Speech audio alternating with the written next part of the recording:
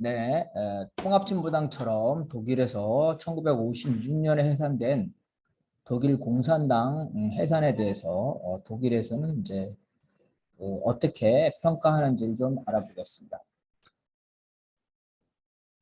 아데나워 정부가 1951년에 제소를 처음 했습니다. 이에 대해 이제 야당 탄압이다.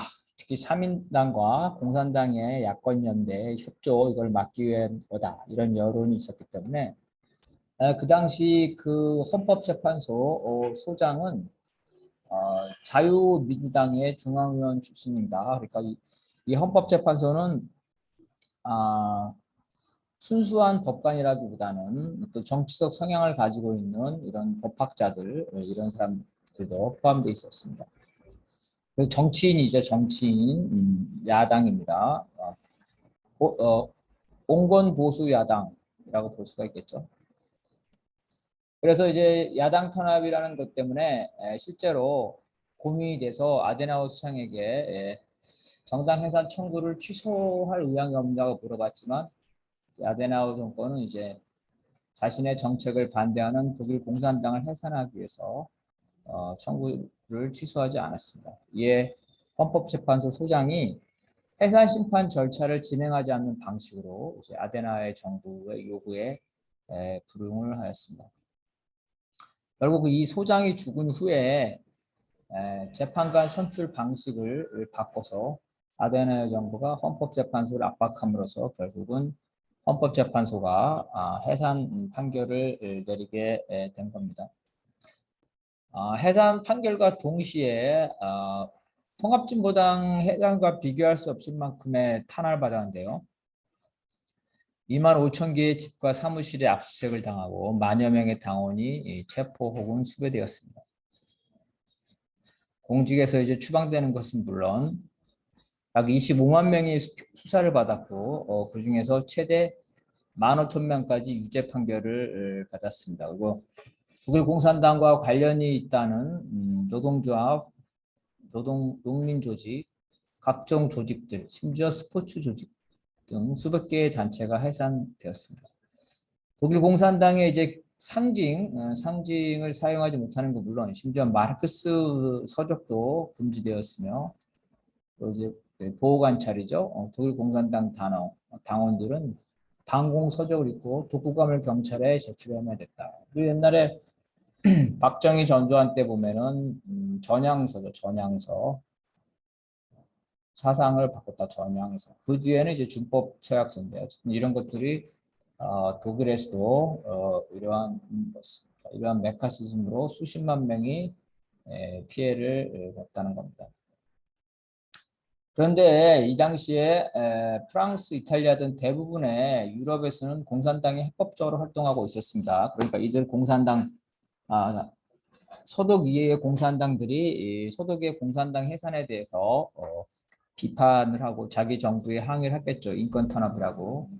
그래서 이들 나라들이 이제 자국의 여론을 의식해서 공산당을 해산시킨 그 아데나워 정부와 그 거꾸로운 관계가 됩니다. 더군다나 아데나워 정부가 이렇게 친미 반공 노선을 내세웠기 때문에 이 정부가 미국을 앞세워서 유럽 외교를 좌지우지하는 것을 반발했다. 다시 말해서 공산당을 해산함으로써 아데나워 정부는 유럽에서 고립됩니다. 반드시 뭐 그런 이유는 아니지만 결국은 정권이 바뀌게 되고요.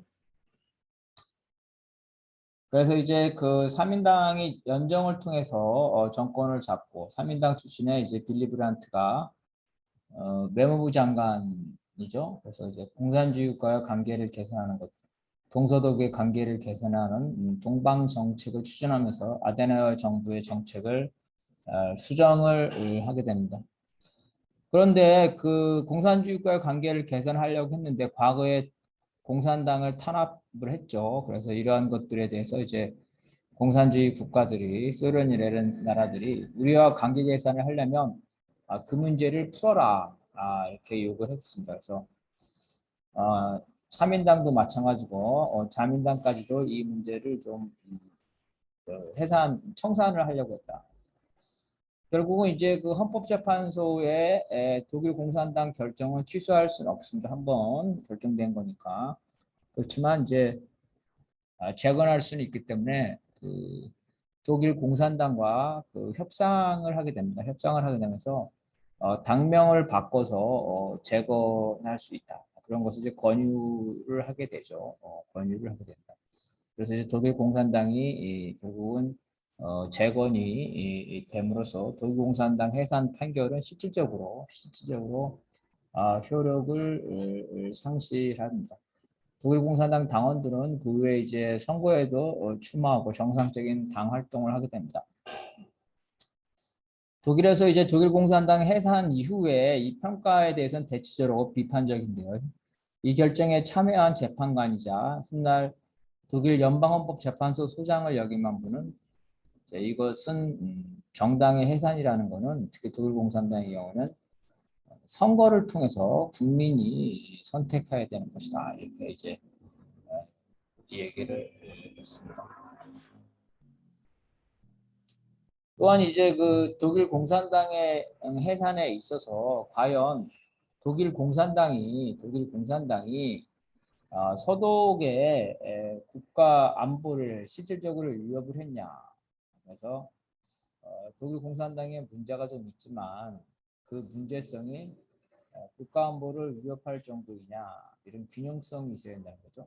균형성 혹은 비례성, 이 원칙을 고려하지 못했다라는 비판을 받게 됩니다. 이런 거는 이제 통합진보당도 이제 마찬가지인데요.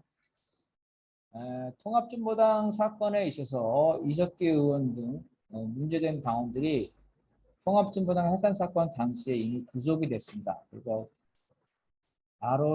소위 아로 사건이라는 걸로 많은 당원들이 구속됐고, 그 서버도 압수돼서 당원들의 정보나 이런 것들 신상이 파악되고, 부정선거 문제도 수사 중이어서 상당수가 결국은 처벌받게 됩니다. 그리고 국민 여론도 안 좋아져서 영향력도 실추가 하게 된다. 이러한 상황에서 통합진보당이 실질적으로 그 위험 요소가 되지 않았고, 이후에 선거에서 자연스럽게 국민들에 의해서 어떤 그 평가, 심판을 받을 텐데, 국민의 심판 이전에 헌법재판소 국가가 공권력으로 그 해산했다는 것, 이런 것들이 이제 균형성, 비례성 이런 것들을 측면에서 부당하다. 정당 해산 요건을 자의적으로 확대했다는 그러한 비판을 받고 있습니다.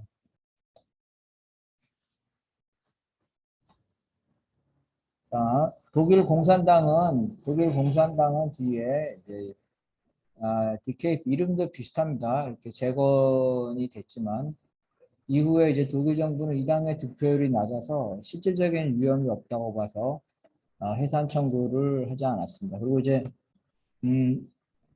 1990년대 독일 통일 이후에 동독이죠,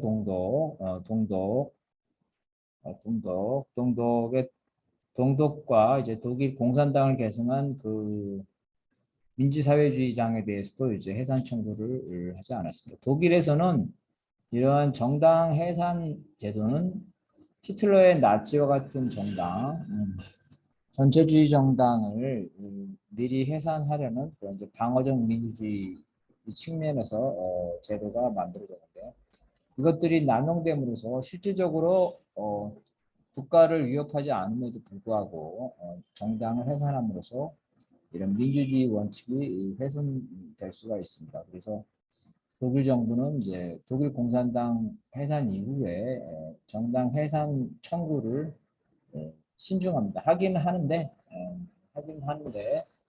아주 신중하게 하고 있다. 대부분 다 기각되고 있습니다. 독일 국가민주당에 대해서 해산 청구가 있었습니다. 2001년에. 그런데 이 해산 청구 심사 중에 독일의 헌법보호청에 우리의 이제 뭐 국정원 같은 거죠. 비밀정보원이 이 당에 부당수를 지냈습니다. 부당수. 프락치죠. 프락치가 부당수를 진행합니다. 이 프락치가 이제 증거를 제출했습니다. 통합진보당에서 프락치가 녹음한 거와 비슷한 거죠. 이에 대해서 이제 정당 측에서는 정부가 정당을 해산시킬 의도로 침투시킨 프락치가 당내에서 일부러 과격한 활동을 하거나 선동할 수 있다. 그래서 프락치의 활동과 순수 당원의 활동을 구별해야 하고 이런 프락치의 활동은 증거로 될 수 없다고 주장했습니다. 참고로 이제 독일에서는 프락치가 합법적으로 인정이 됩니다. 그러니까 나치와 같은 정당들을 미리 파악하기 위해서 공무원, 헌법보호청적, 국정원 이런 데서 정당의 비밀리에 침투해서 그 나치와 같은 전체주의 정당인지 아닌지 그것들을 감시하고 그런 것들을 이제 국회, 우리로 치면 정보위원회 같은 데다가 보고하게 돼 있습니다. 그래서 헌법보호청은 이제 정당을 감시를 합니다. 프락치 활동을 합법적으로 하고 있는 거죠. 근데 그 프락치들이 이제 정당 해산을 위해서 이렇게 일부러 과격한 행동을 하거나 증거를 조작할 수 있다는 겁니다. 그래서 이제 그 정당 측에서는 정당 활동의 보장과 그다음에 증거가 객관성을 담보하기 위해서 정부가 침투시킨 프락치 활동을 제외해야 되기 때문에 그 프락치의 명단을 재판에 제출해서 이들의 활동을 빼고 나머지 순수한 당원들의 활동만 가지고 정당 해산 여부를 판단해야 한다고 주장했습니다. 당연히 정부 측에서는 프락치의 명단 제출을 거부했고 그 결과 재판이 중지가 됐습니다. 중단됐고요. 이후에 다시 재판이 진행됐는데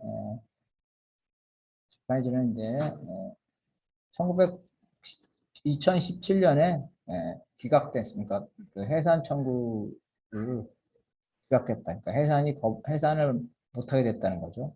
이렇게 됐다는 겁니다. 우리의 그 정당 해산 제도와 독일의 정당 해산 좀 다릅니다. 우리는 이승만 정권 때 조봉암의 진보당을 행정처분으로 재판이 아니라 장관이 행정처분으로 해산을 했기 때문에 이런 행정처분에 대한 정당 해산이 다시 발생하지 않도록 하기 위해서 헌법에 정당 해산 제도를 놔서 헌법재판소 법원의 판결에 의하도록 한 겁니다. 그래서 4.19 혁명 직후에 헌법에 명시했고 우리의 정당 제도는 나치와 같은 정당을 해산하려는 이런 방어적 민주주의의 한계에 이런 것보다는 오히려 정당을 보호하려는 가급적 정당을 해산하면 안 된다. 정부가 임의로 정당을 해산하면 안 된다. 그걸 막기 위한 제도라는 겁니다. 정당 해산 제도의 남용이라든가 정부의 야당 탄압을 방지하는 데 그 목적이기 때문에 더 신중하게 판단해야 되는데 통합진보당 해산 때 그러하지 못했다는 겁니다. 그리고 이제 그 독일 공산당 해산도 2차 대전 직후에 분단된 독일, 나토, 그다음에 그 미군의 주둔 이러한 특수 상황에서 이제 기인했다 그러는데 이런 이제 전반적인 사회의 이런 후진성이 통합진보당 사건에도 그대로 이제 발견되는 거죠. 헌법재판소는 실제로 통합진보당 해산 사건에 있어서 여러 가지 원 중에 하나를 이제 분단과 남북 대립의 특수성에 있어서 좀 더 친북적인 그죠? 친북적인 이러한 정당에 대해서는 좀 더 엄격한 통제가 필요하다. 냉전 이데올기를 그대로 받아들인 겁니다. 그래서 우리의 정당 해산제도 헌법재판소가 보편적인 입헌주의, 즉 헌법에 기반한 민주주의를 수용하기보다는 한반도의 냉전 이데올기, 북한에 대한 적대성에 근거해서 통합진보당 해산을 결정을 할 수 있습니다만 이런 상황, 이런 그런 논리라면 이후에도 진보 정당에 대해 실질적으로 국가 안보를 훼손하고 있지 않지만 예방적으로 해산시킬 수 있다는 이러한 이념적인 보수적인 논리, 이러한 논리를 드러낸 것이라고 볼 수가 있겠습니다.